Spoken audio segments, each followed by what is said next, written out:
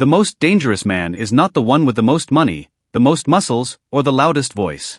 The most dangerous man is the one who stops caring what people think of him. You see, the world runs on control. Control through shame. Control through guilt.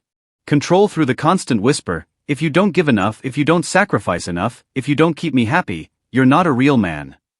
But here's the truth. The moment you stop caring about their opinions, their approval, their endless demands, that is the moment you become free. I never thought I'd have to say this, but here we are. Men are not slaves. Not workhorses.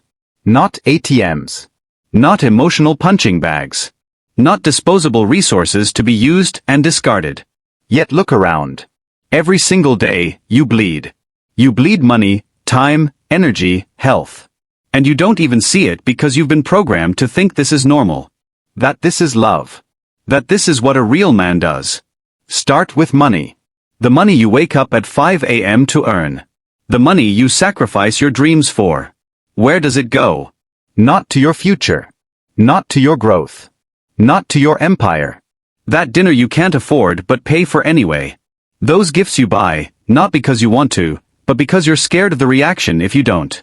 That lifestyle you fund while you wear the same old shoes and skip your own meals.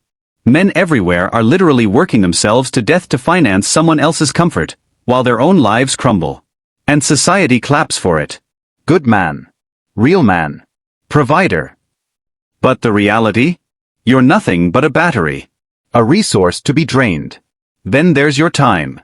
The hours you spend trying to fix their moods. The weekends lost to drama you didn't create. The nights lying awake, wondering what you did wrong, what you could do better, how to keep the peace just one more day. And your energy? That invisible force that fuels your dreams, your ambitions, your purpose? It's being siphoned off, drop by drop, into a bottomless pit of demands that are never satisfied. Because the game isn't about satisfaction, it's about control. Here's what you need to understand. Caring too much is the most effective control mechanism ever invented.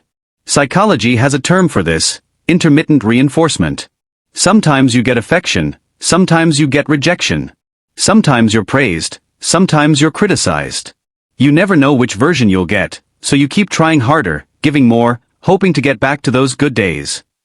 That's not love. That's addiction. It's the same psychological trick that keeps gamblers glued to slot machines: occasional reward, endless loss. The more you care, the more vulnerable you become. The more you chase approval, the easier it is to manipulate you.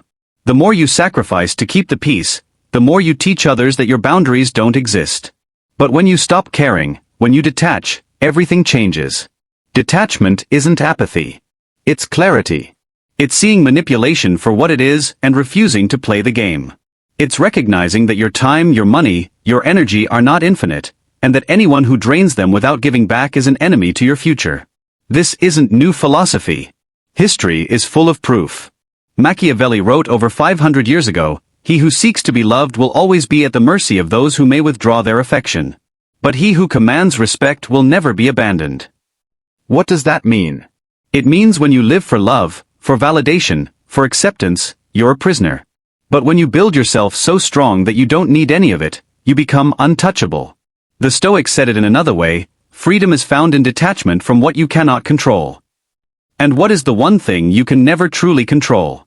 Other people's opinions. Other people's moods. Other people's loyalty. Marcus Aurelius, the Roman emperor, faced the weight of an empire on his shoulders. Yet in his private writings, he constantly reminded himself, "You have power over your mind, not outside events. Realize this, and you will find strength." He understood that true power comes from within. That no amount of external validation can fill the void of self-doubt. That the moment you hand control of your emotions to others, you become their slave. Here's the paradox of life: the less you care, the more powerful you become. The more you chase, the faster people run. The more you cling, the more you are disrespected. But the moment you detach, the moment you stop begging, the moment you stop explaining, apologizing, justifying, suddenly people lean in. Suddenly, they notice. Suddenly, they respect you. Why? Because not caring is rare. Not caring is strength. Not caring signals that your worth is not dependent on anyone else's approval. When you stop caring, something radical happens. First, people stop testing you, because they realize your boundaries are unshakable. The constant drama, the emotional manipulation, the guilt trips, they all lose their power when they can't get a reaction from you. Second, manipulators lose their grip, because guilt and shame no longer work on you. You've seen through the game. You know the tactics. And you refuse to participate. Third, you free up energy that you once wasted on people who never truly valued you. That energy can now be channeled into building your body, sharpening your mind, growing your wealth, creating your empire. Fourth, you finally start building yourself. Because here's the truth nobody wants to admit.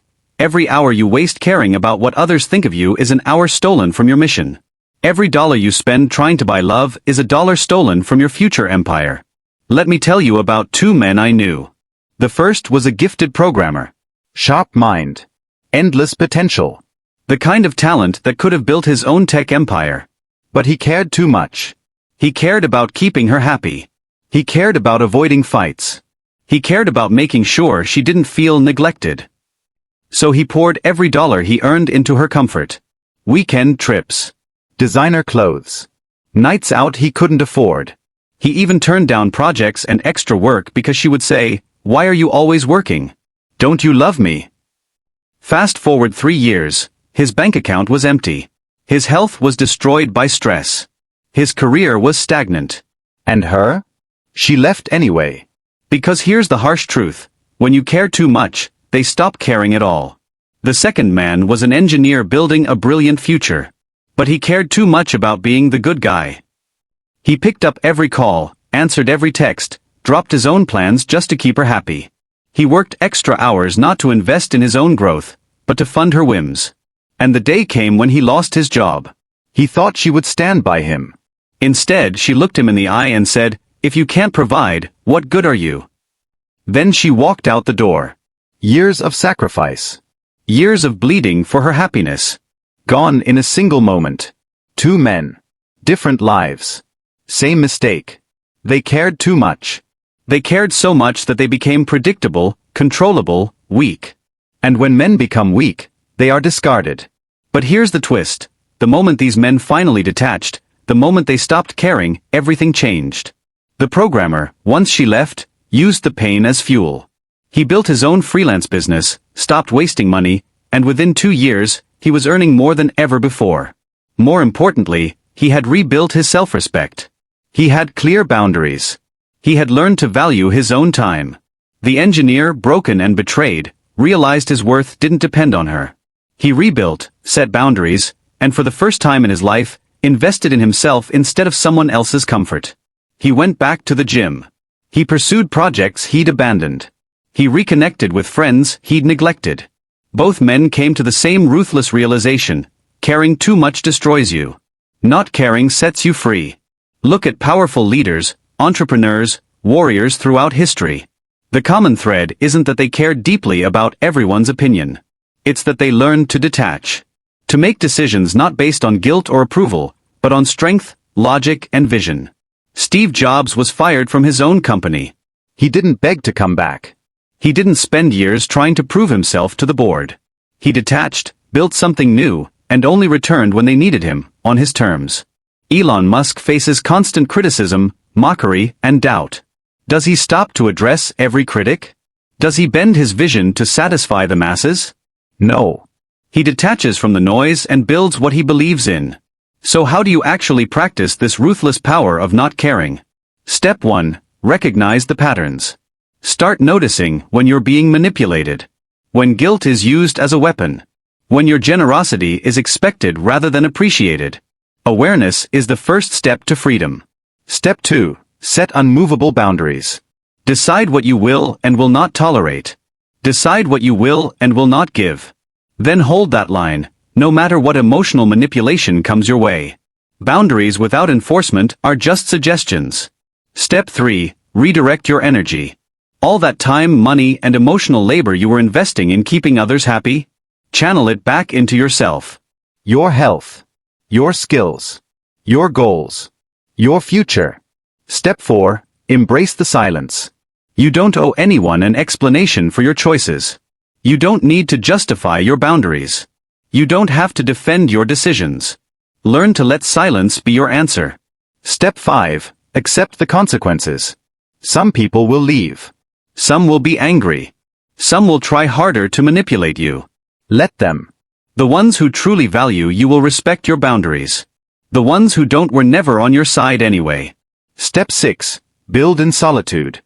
The greatest empires are built in the quiet moments, away from the noise and distraction. Use your newfound freedom to create something meaningful. Something lasting. Something that's truly yours. The moment you stop caring, you become untouchable. Not because you've turned cold, not because you've lost your humanity, but because you've finally reclaimed it. Life will test you. People will try to shame you, guilt you, control you. They'll whisper in your ear that you're not good enough, not loving enough, not giving enough, unless you hand them everything. But the day you stop caring about their approval is the day you break their chains. The day you stop bleeding for others is the day you start building yourself. The day you stop chasing love is the day respect finally finds you. You see, caring is expensive. Every thought you waste on someone else's approval costs energy. Every hour you waste proving your worth costs time. Every compromise you make just to keep the peace costs pieces of your soul. Not caring doesn't mean you're cold. It means you're selective. It means you reserve your heart, your mind, and your strength for what truly deserves it. Most men live and die as slaves. Slaves to women, to bosses, to society, to the endless hunger for validation. But a few men wake up. A few men look at the system, see it for what it is, and choose to detach. And those men? They are the ones who rise. They are the ones who build empires. They are the ones who are remembered. The world doesn't reward the man who sacrifices himself endlessly. It rewards the man who builds himself ruthlessly. The greatest leaders, warriors, and creators in history were not the ones who begged for validation. They were the ones who set their own path, even if it meant being misunderstood, rejected, or hated. So here's the truth, stripped of all comfort. Either you live as a sovereign man, guided by strength, boundaries, and detachment, or you die as a slave, drained, forgotten, discarded. You can continue as you are, bleeding for people who don't appreciate you, explaining yourself to people who don't respect you, chasing people who will never truly love you. Or you can choose the harder road. The colder road. The sovereign road. Detach. Stop caring. Redirect that power back into yourself. Build your body. Sharpen your mind. Grow your wealth. Protect your energy like a king guards his throne. Because when you do, the world changes. Not because the world became kinder, but because you became stronger. And one day, you'll look back at this version of yourself, the man who cared too much, who bled too much, who begged too much, and you'll smile. Because that man died. And in his place, a sovereign man was born. A man who cannot be controlled. A man who cannot be broken. A man who does not care what chains they try to put on him, because he already burned them all. That, my friend, is the ultimate freedom. That is the ruthless power of not caring. And that is the beginning of your empire. The choice is yours. And the moment you choose not to care, you choose power.